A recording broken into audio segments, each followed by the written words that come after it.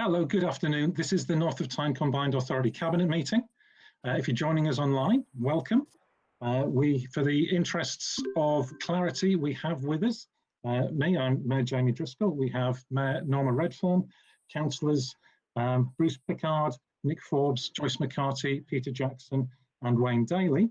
And we have from the North East Local Enterprise Partnership, we have Mark Thompson, and we have Robin Fry, who is from ambassador to the VCSE sector. And there are various officers on the call as well. Not mentioning them doesn't mean they don't do an awful lot of hard work, but they're not cabinet members. So we have only one apology for absence, which is Andrew Hodgson, who is the chair of the North East Left. And we have Mark in his place, so welcome, Mark. And just this opportunity I want to take to thank Andrew, because he's stepping down as the chair of the Left, and he's been very supportive of the work we're doing, bringing the LEP and the Combined Authority together to do a number of the work streams that we're on, and to wish Andrew every success in what he's going on to do subsequently. So the only announcement is, obviously, this is still a virtual meeting, and consequently, the live streaming is out there, and hopefully the technology will hold up. And are there any declarations of interest? We'll take that as a no. I've not had any notifications of any. So let's move on to item 4 on the agenda, the minutes of the previous meeting. Are we agreed that they're a true record? Agreed. Agreed. Thank you very much. So this takes us on to the first substantive item of business, which is item 5, the investment fund report, which is Councillor Pickard. Thank you, Mayor. I will speak to the North of Tyne Investment Fund report to recommend it to the Cabinet. Because of this crisis we see every day, the pressure on people's jobs and livelihoods. We know the worries and concerns our residents have about their families, their homes and their future. These are unprecedented times, and the crisis presents truly unique challenges. However, the plans we have and the investments we are making remind us of why we created North Tyneside Combined Authority. That is to do what only we can do, focus on inclusive growth, to create a better future for our people, and to invest in our collective ambition, particularly this time of anxiety and uncertainty. And by doing what we created to do, we will foster a strong, resilient economy with maximum employment and good jobs. This report shows our continuing work not just to recover, but to build a better, greener future for the North of Tyne, offering more opportunity, good jobs and better housing, and to lead globally in industries on which the world will soon depend. It is our role to provide stability, create opportunity and promote ambition, and we will target investment where it makes real positive change to people's lives. That's why we're supporting the work being done to create jobs and drive innovation in green technology and manufacturing. We are making a £1.3 million investment in the advanced circular economy. This will support the scientists of the future. It will innovate ways of manufacturing and developing products that create less waste and reuses more. It will pioneer new technologies that will allow us all to be kinder to the environment in our everyday lives. The Advanced Circular Economy ACE Research and Design Demonstrator Project will be delivered by a consortium led by Procter & Gamble, and it will support the creation of 49 jobs and safeguard 40 others, and additionally create some excellent STEM opportunities for students in 50 of North Tyne schools. We will provide £500,000 to build a business case for unlocking sustainable future homes, which through collaboration will accelerate the development of a pipeline of key sites. The 3 authorities will work together to support the rapid deployment of the £24 million Brownfield Housing Fund, recently allocated to the Combined Authority under the leadership of my colleague Mayor Redfern and the Housing and Land Board. We will invest £125,000 to create new digital platforms and in particular support communities through crowdfunding. This will make it possible for people to come together to support each other in recovery, providing a powerful springboard for ideas that make communities happy, proud and prosperous. While the crisis inevitably continues to have an impact on delivery, our first North of Tyne Growth Fund project is now live, supporting the North Shields company Datatron. And we have already committed £27.82 million against 34 projects and programmes, attracting nearly £100 million of private sector leverage, and with a forecast so far of over 2,500 new jobs. Last month, we approved 677,750 to fund a digital inclusion programme, providing access to IT equipment and the internet to vulnerable groups right across Northumberland, North Tyneside and Newcastle, making sure that the benefits of the internet and digital technologies are available to everyone, particularly young people in education. We are ambitious for the North of Tyne, and our commitment to creating a cleaner, greener, more connected community is shown yet again here today. Together, we will forge a stronger, more resilient, fair economy and a better future for us all. Mayor, I recommend this report to the Cabinet. Thank you very much, Councillor Pickard. Does anybody have anything they wish to contribute? Any questions or comments on the report at this time? In which case, we'll run through the recommendations in the report. First of all is to note the report and the various milestones and development work on today. I take it that's agreed? Agreed. Uncontroversial, that one. Item number 2 is the approval for the £500,000 business based development funding, which is to unlock the housing opportunities. The detail, of course, is in the report. Are we agreed on recommendation number 2? Yes, agreed. Thank you. Item number 3 is for the approximately £1.3 million advanced circular economy process. Are we agreed on that? Agreed, yes, yeah. Thank you. And on that one, I just want to make a comment that they're not just jobs, they're fantastic jobs. They're highly skilled, well paid, and these are global corporations. They could have gone anywhere. They came to the North of Tyne because of the work we'd done, engaging with them, and because of our commitment to a future green economy. Recommendation number 4 is to approve 125,000 funding for the community engagement and crowdfunding platforms. Are we agreed on that? Agreed. And item number 5 is just to dot the I's, cross the T's, and authorise the interim head of paid service to complete all the necessary documentation. We agreed on that. Agreed, yes. Thank you. Well done. Thank you very much, everyone. So that takes us on to item number 6 on the agenda, which is the Community Hubs paper. And as the appropriate Cabinet member, I'm introducing this. So we're all aware of the difficulty that we're facing in terms of the economic situation and all of the disruption that there's been. But one thing remains is the importance of community.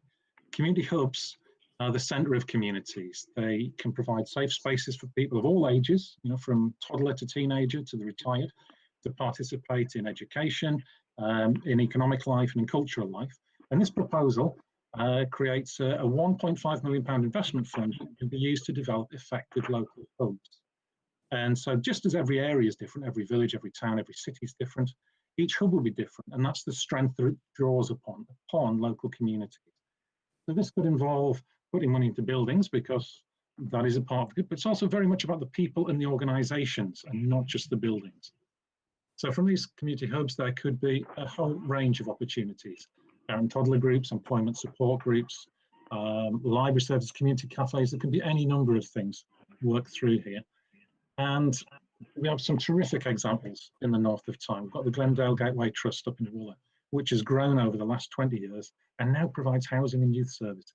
We've got the Cedarwood Trust on the Meadowell Estate with its Second Bite Catering Academy. And, you know, I'm going to stop naming things because there's too many.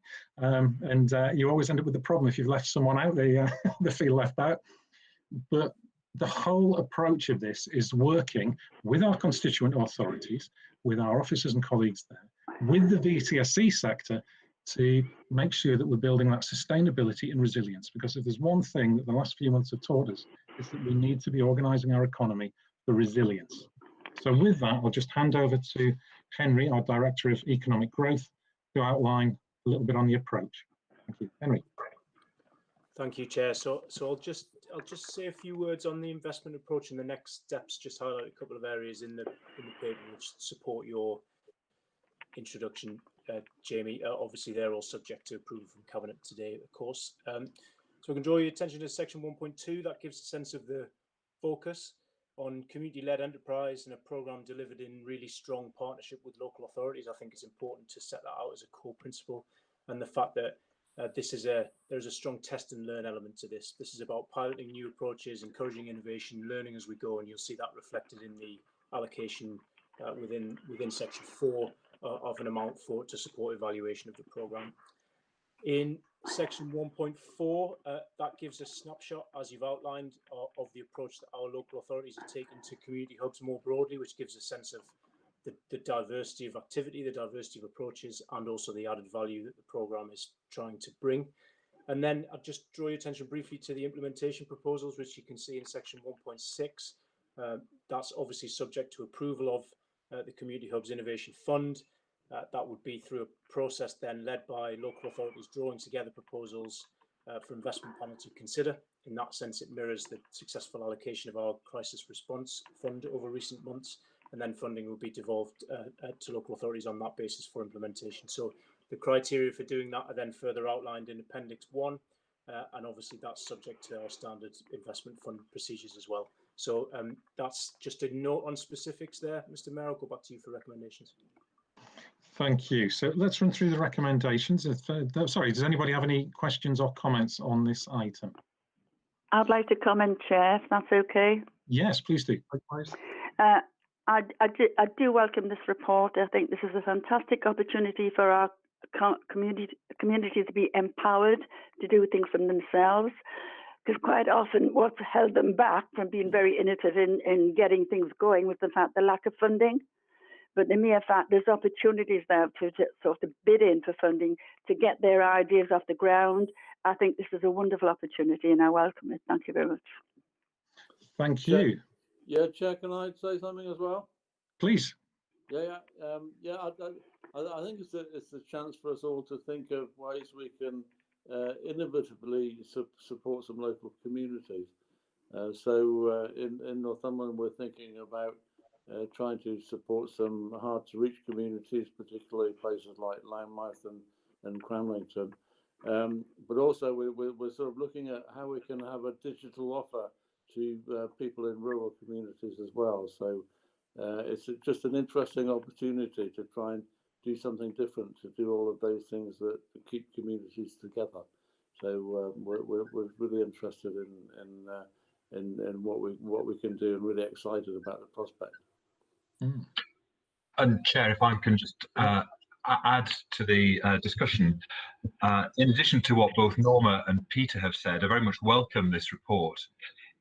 We've seen throughout the COVID crisis the real importance of communities, and we know that there's a renewed interest in ways in which we can help our communities come together and support each other. But many of our community hubs, like many other facilities and many other businesses, have been badly affected by the loss of commercial income, by the loss of footfall through the door, and by the impact on the services that they provide. And for us in Newcastle, this fund is going to be a way in which we can support many of those community facilities through a really difficult time, as well as help prepare them for a digitally enabled future, and one which puts them once again at the heart of the communities that they serve. So thank you to everybody who's produced this report. It's very welcome news, and I think a very good example of what our combined authority can achieve.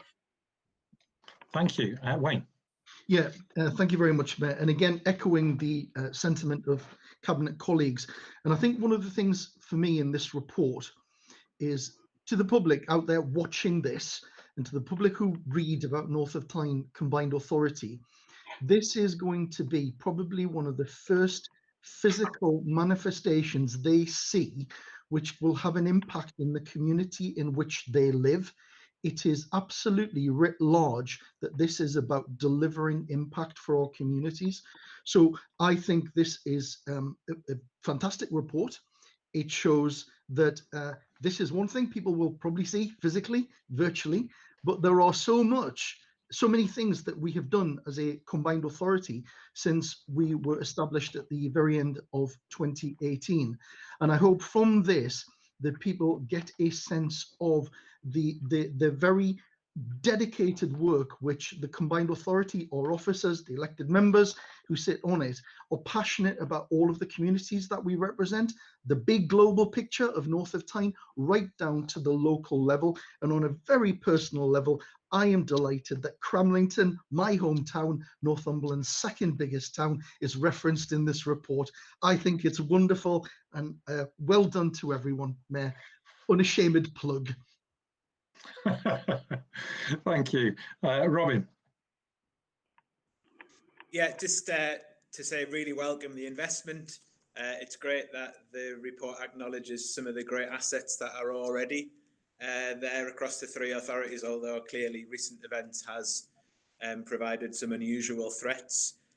But also really welcome the opportunity for the voluntary sector to have some input in helping to identify and shape some of this going forward. So there's loads of energy, enthusiasm on our side to help push this one forward.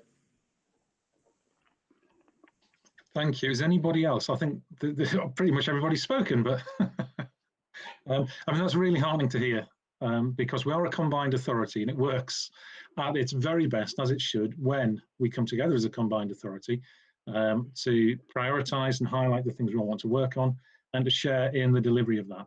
And there is no doubt that we are facing some very tough years ahead, and everything we can do, anything we can do to harness the innovation of people, which is not going to be affected. People will be as innovative as ever, but the environment we'll be operating in will be very difficult.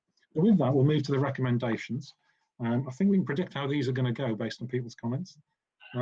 First of all, do we agree the indicative overall investment fund of £1.53 million?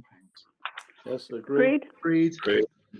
And thank you. To recommendation 2, to endorse the development of the full business case as laid out. Agreed. Yes. Agreed. And number 3 is again to authorise the interim head of paid service in conjunction with the investment panel and me as portfolio holder to further develop these proposals. Yep. Agreed. Yeah. Thank you, everybody. This takes us on to the next item on the agenda, which is the adult education budget devolution. This is a major part of the combined authorities work, and Councillor McCarthy is going to introduce this. Thank you very much, Chair. I'm delighted to bring this report. We have brought updates regularly, I think, to Cabinet, and I'm really pleased. We do need this agreed, Chair, because the money is due to provide it from the 1st of August. So I'm not predicting that we will support it, but we do need it agreed, given what we're trying to get out of this resource. Chair, I think firstly to say thank you to all of the officers and the team in North of Tyne. The unstinting work over the last year in pulling together, the work, the analysis, the help that's gone into making sure we are ready to deliver on a key area of devolution. And this was not part of our original deal. This was an additional, this is a benefit of devolution, because once you're at the table with government, they will give us more opportunities to take responsibility for our own destiny. And I think this is a really, really good example of that. Chair, it is worth pointing out that we are doing all of this in the public domain, like all decisions that we make as a cabinet are all in the public domain. Unlike when this was managed centrally, we've seen the outcomes of it eventually, but actually wouldn't know what was being invested up front. I do think the timescales have been really tight and challenging.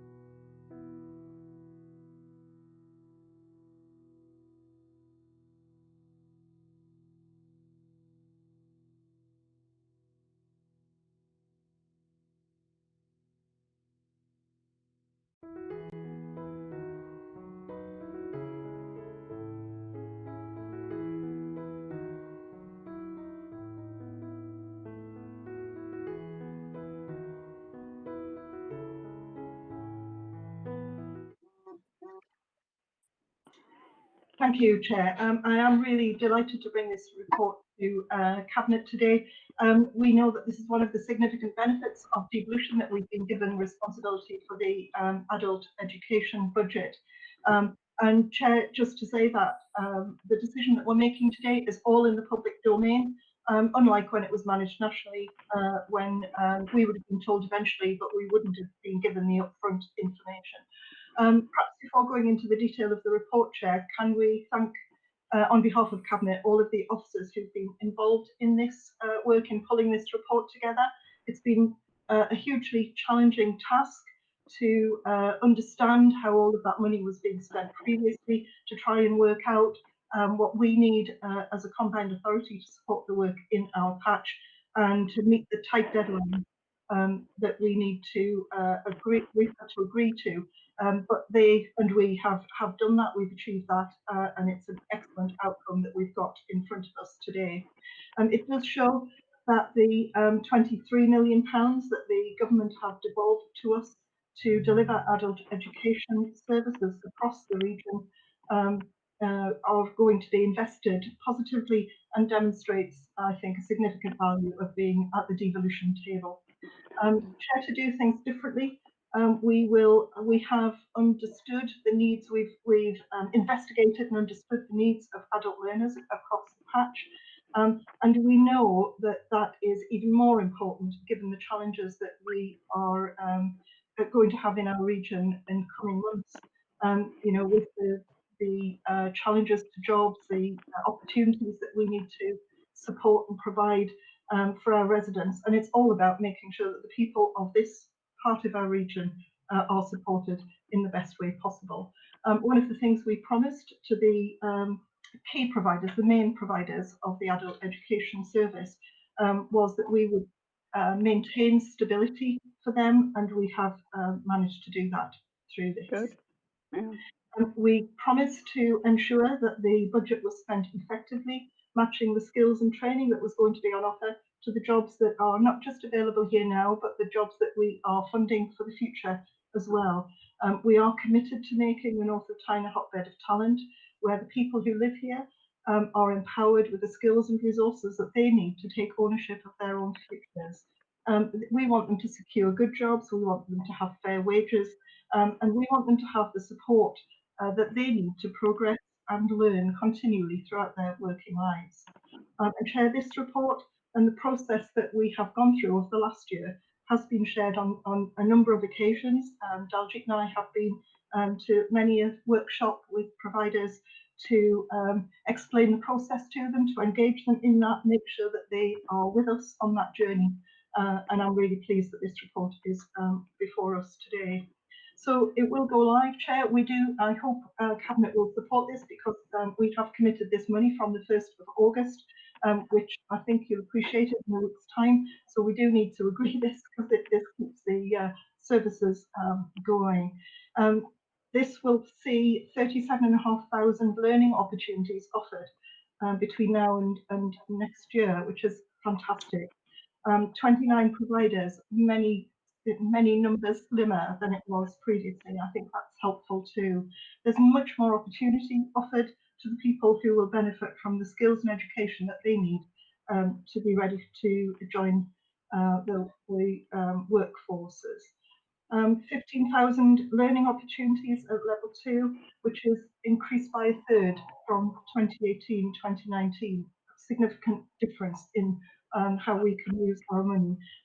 Funds that we've targeted funding at unemployed residents, we've targeted supporting in-work progression. We're using resources to support residents with acute learning and training needs that are not currently being met. So you can see that already there's evidence of us making a difference to the way that the funds are allocated and the way that support is given to meet the people who live in our area the greatest opportunities. And Councillor Pickard has just mentioned the funds for learners, the digital programme that we previously agreed for learners who've got no access to Wi-Fi or broadband, have got no device, who aren't able to access that. It's great that we've been able to use some of our funds to make sure people have got access to those digital opportunities. That's key, I think, for work in the future. We've also made provision for people suffering through the COVID epidemic, and we've put in training allowance for qualifications that are needed to gain and retrain for some of that work, and in excess of £700,000. And of course, all the successful applicants will contribute to our social value aspirations, and climate change is included in that.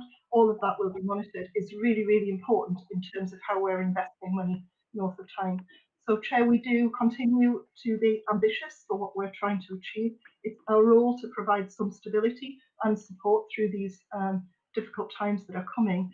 And I think it is a real opportunity for us to use our devolved powers to make a real change locally, which is much, much better for the people who live in our area. I think this that really clearly. So I think congratulations to all of those providers who are going to be involved in offering funded programmes. Chair, we will need to learn over this next year, and because we'll have to still prepare for next year's funding as well, we'll be going through something similar, reviewing it, learning from the responses. We'll obviously look at recovery to make sure that we maintain confidence in the sector and that we as a combined authority are doing what is required. Can I, Chair, recommend this report for Cabinet support? Thank you.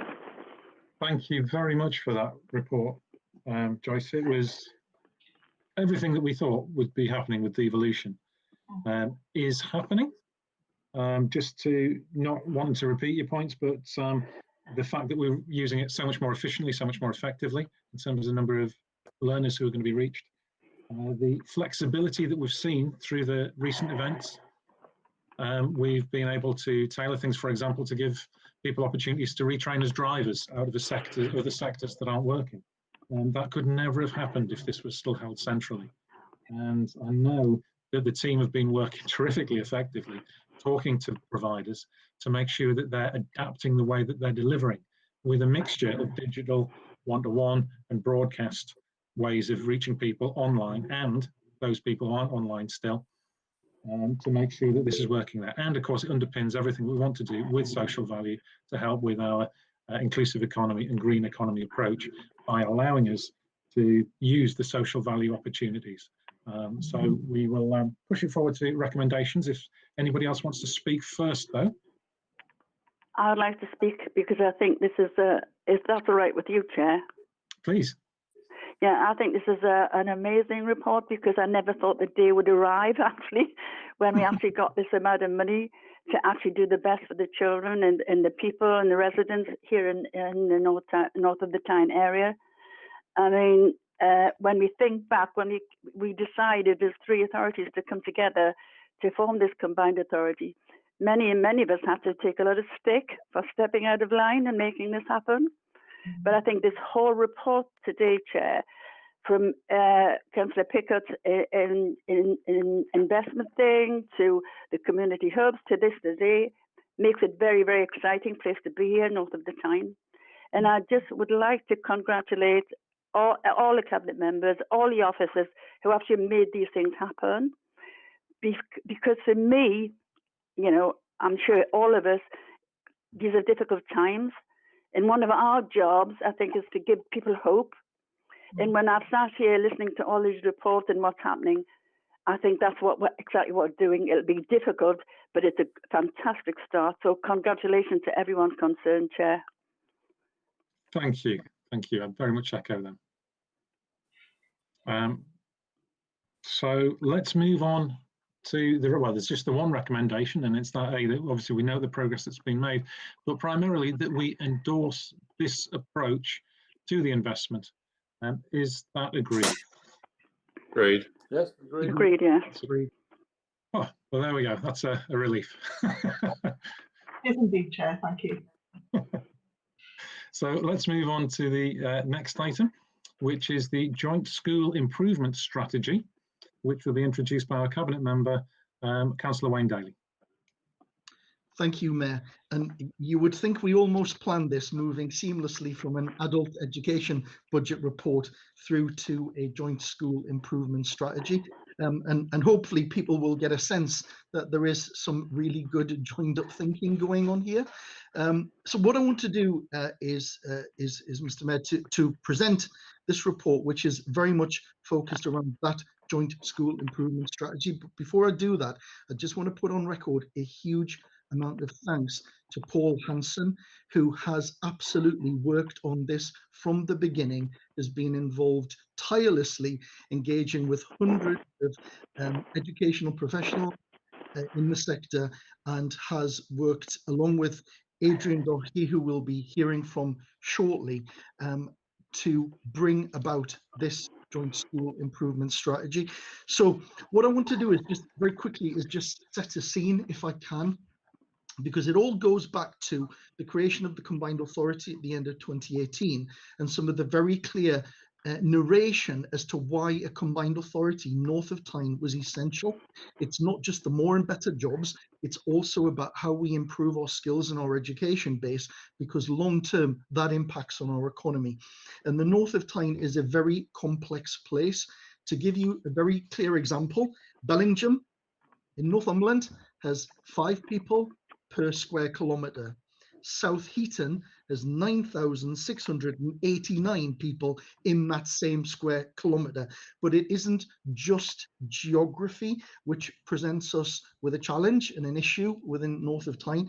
It's the much longer term and the wider impacts of things that have gone on for decades, and that has been exacerbated by the COVID situation. So not enough of our children are actually ready for school. And in simple terms, that means ready to learn.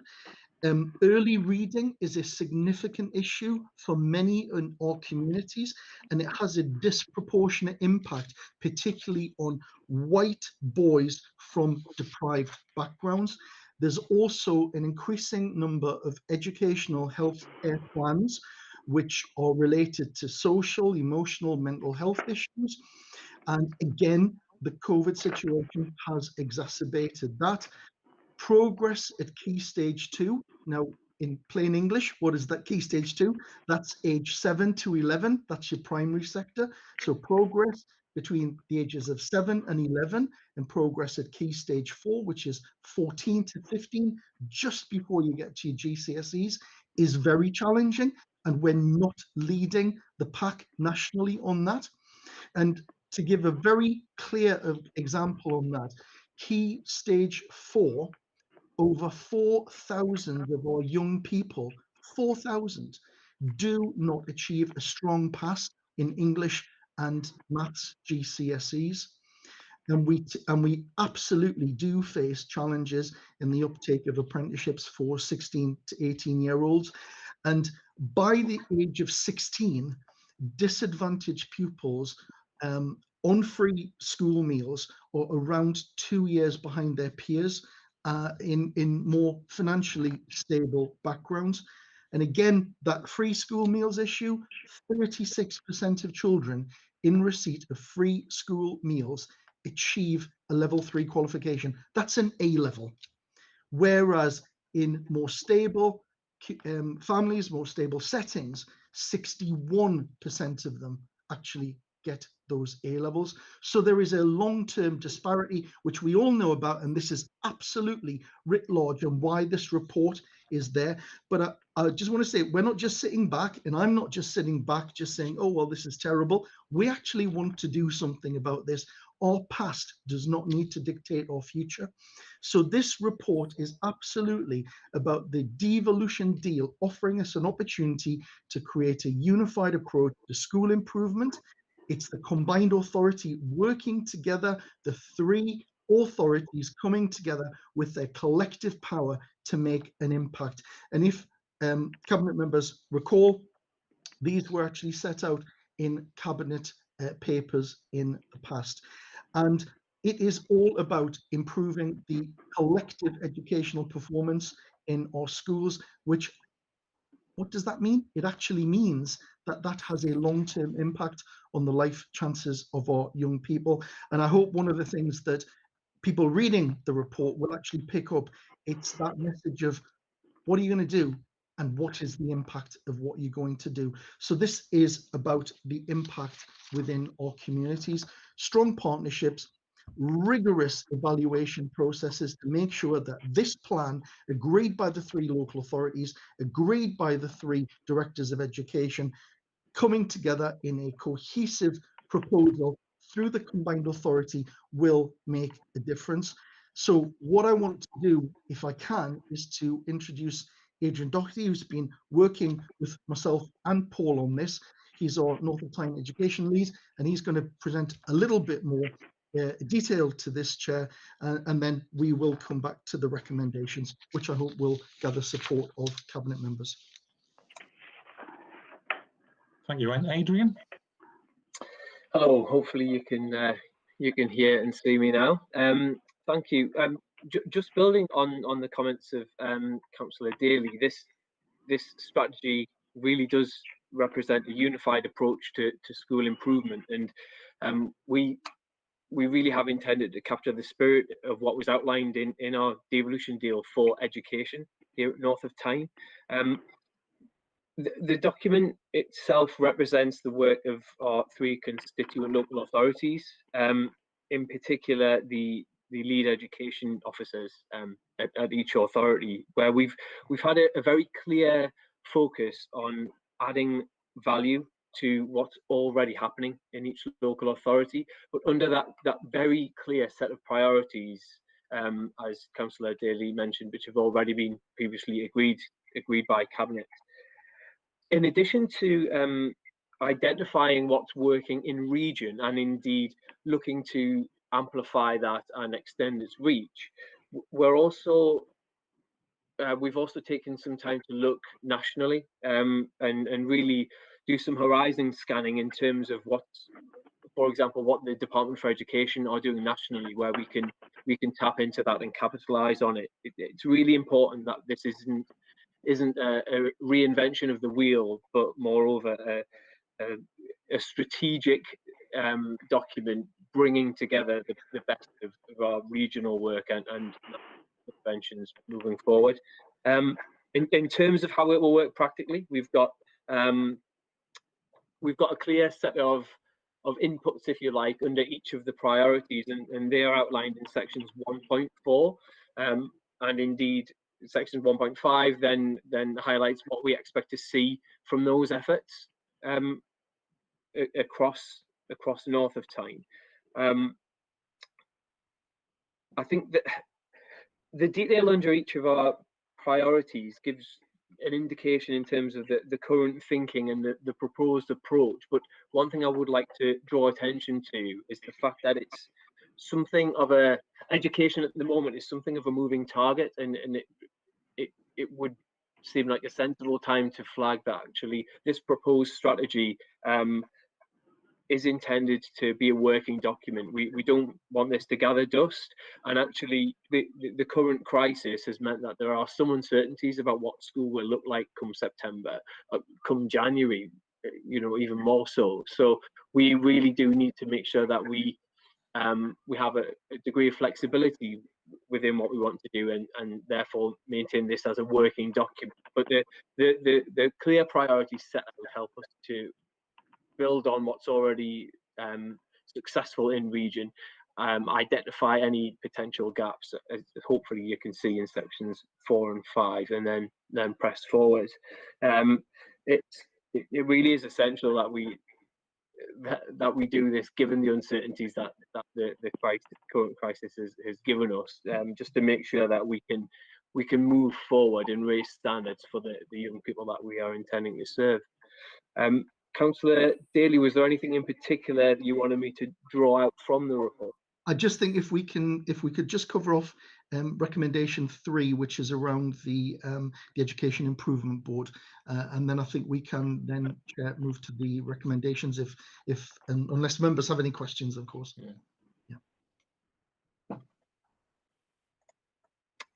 So the Education Improvement Board was initially raised in principle in the April 2019 Cabinet report. It's an it is a proposed advisory board, giving us the opportunity to test our thinking with education specialists who can then advise Cabinet accordingly. It was advised by the Regional Schools Commissioner that we take the structure of the existing sub-regional school improvement boards and use them as a starting point and essentially repurpose them to become an education improvement board. Okay, so on that basis, Chair, I'm happy if anyone has any questions to take them. Thank you very much, Ray, and thank you, Adrian. The discrepancies in educational outcomes is obviously something that we've all been aware of for a long time. There is no doubt, even though the evidence is still in its early stages, that the recent events have widened a lot of those gaps, making this more timely than ever. And this is the sharing of best practice, the coming together of departments in our constituent authorities. And I hope that very much the outcomes that are coming from this will see central government realise the value of this and get them to approve the Joint Skills Improvement Challenge, which is in our devolution deal, and see that coming along with the necessary funds. Because it is beyond any doubt that investments in education are a social good for everybody, and it tackles so many long-term social problems. It improves productivity, improves quality of life, makes people happier, and has a whole range of benefits. Education is absolutely the mark of a civilized nation, and it's something that we should always be proud of. Yeah. So with that, would anybody else like to make any comments? Joyce, I think. Chair, can I come in? I'd like to welcome this report, Chair. I think, as you say, this is really important in terms of working cooperatively across 3 local authorities. Which is quite challenging, but actually bringing the 3 directors and their teams together to come up with what is evidence-based and strategic, and I think it's really, really helpful in relation to that. I think, Chair, it also ignores school structures. Sometimes we get locked into school structures rather than thinking about actually what we care about as a combined authority and as local authority leaders. We care about the children and young people who are in those schools rather than the way that they're structured and organised. And it does what's right for them, which I think is really, really important. I do think it's the right approach. And as you say, working together gives us really strong foundations for the government funding the Education Challenge, which I know Councillor Daly is working on. Chair, just to reiterate, this is really important for the life chances of our children and young people. You know, we can do so much in terms of catch up. And I think recognising, as we already did actually prior to the pandemic, we already recognised the importance of emotional health and well-being, because that was in the original document that was before us. But I think the proposal, you know, the issues through lockdown for our children and young people have been quite dramatic, and that will be a challenge for our schools. So all, you know, anything that we can do to help, I think it is positive. And I welcome the Education Improvement Board. I think it's another opportunity to bring experts together and learn from elsewhere. You know, we haven't got all of the answers. Let's hear what others are doing and learn from them. So I'm really delighted to support this work. Thank you, Chair. Thank you. Did I see another hand up? Was it? Yes, please, Peter, Councillor Jackson. Yeah, I'm just quickly. I think we all recognise right from the start that education was the key to the future, and you know that the mayor's talked about the future happiness and well-being, but it's also the future prosperity, not just of those young people, but the whole region. Because we long recognised that we need to raise standards, and particularly in those difficult to reach communities. And as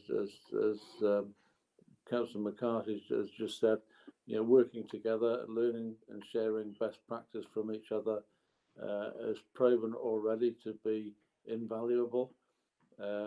It goes right to the heart of the devolution agenda as well.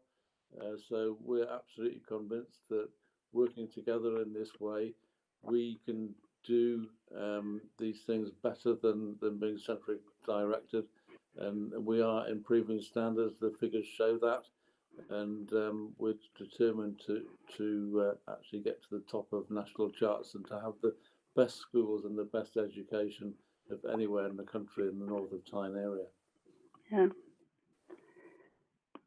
Chair, Yes, please. I'd just like to welcome the report too, and I think this is an example, as far as I'm concerned, is when you're brave enough to put the needs of the young people and the children first and work together, this is what you can do. And this is just the beginning of the improvements that we will see when this is put into practice.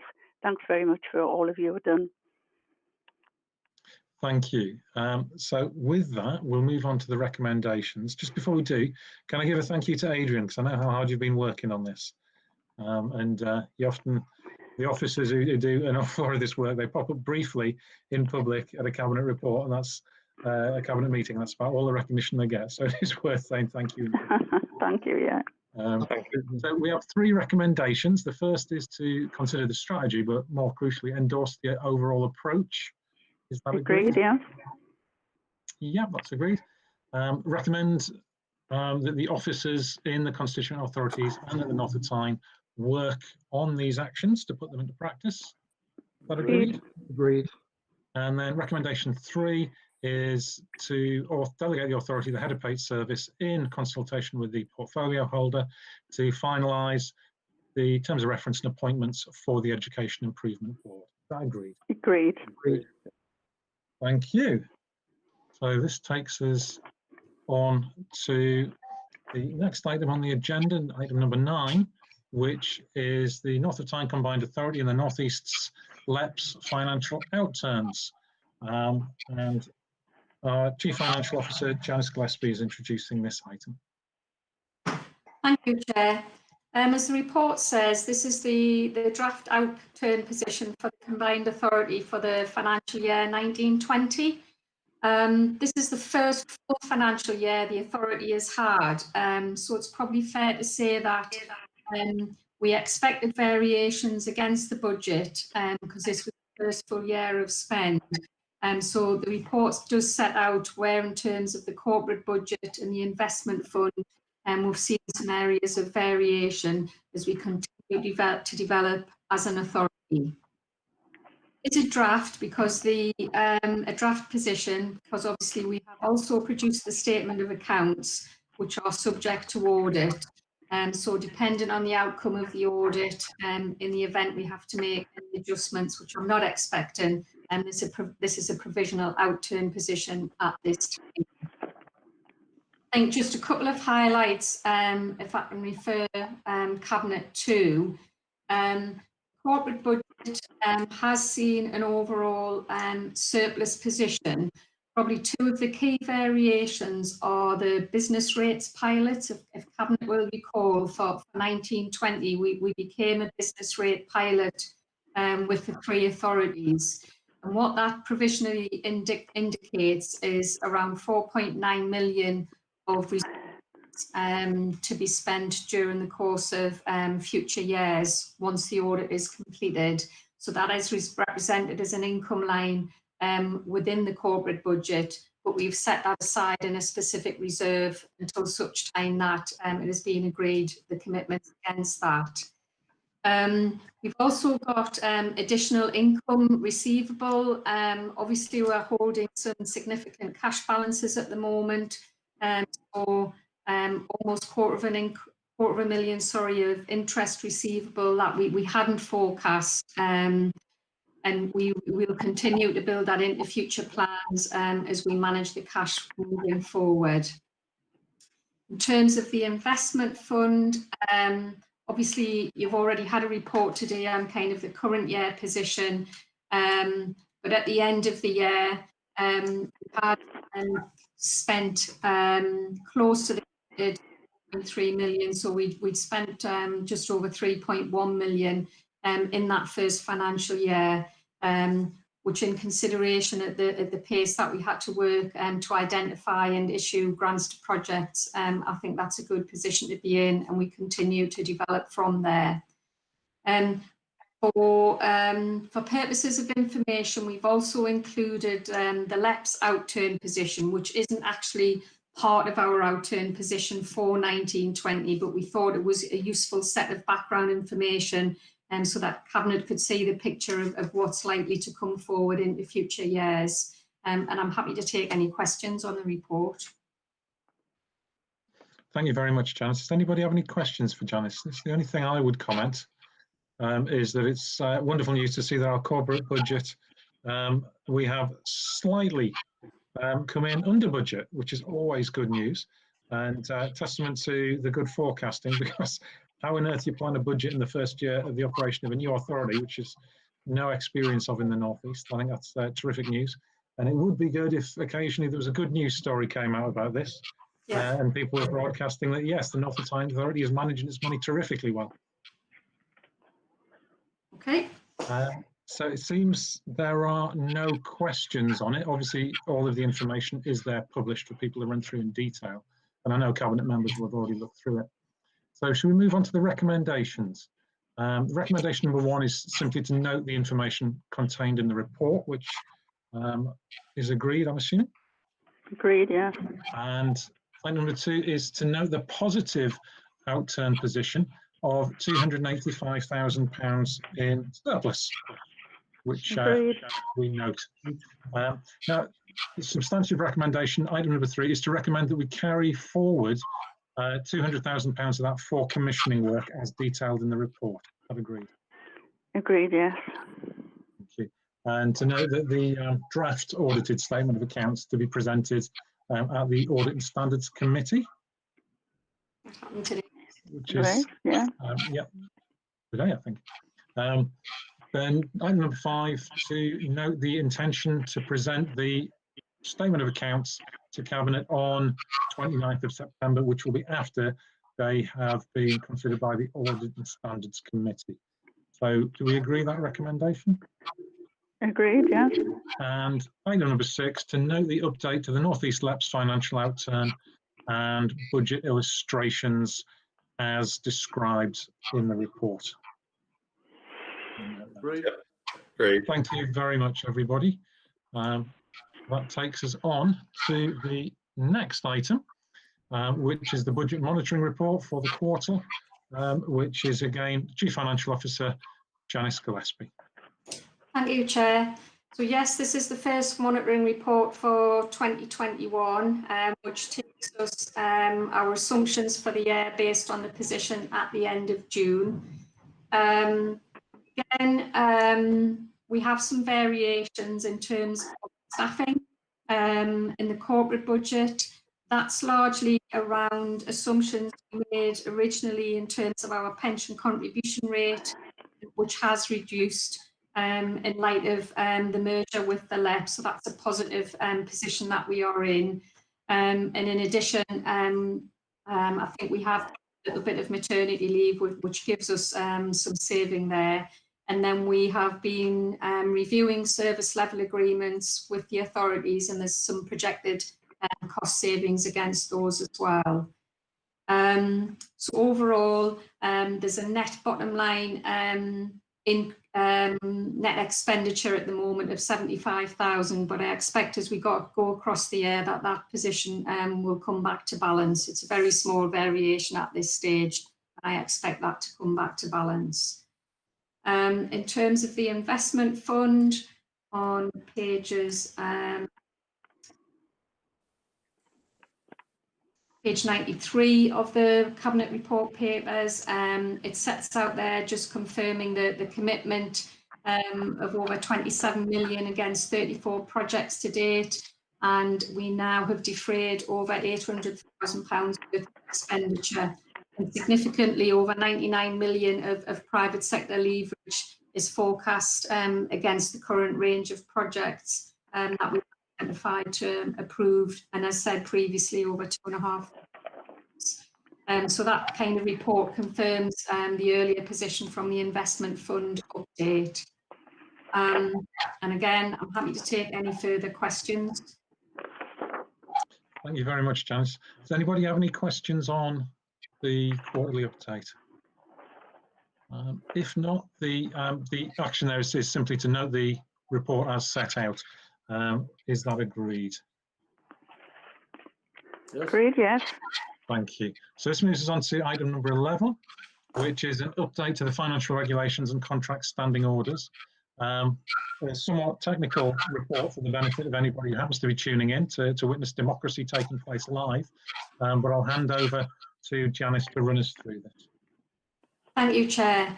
So as a combined authority, and as any authority, we are required to have good financial regulations in place and contract standing orders.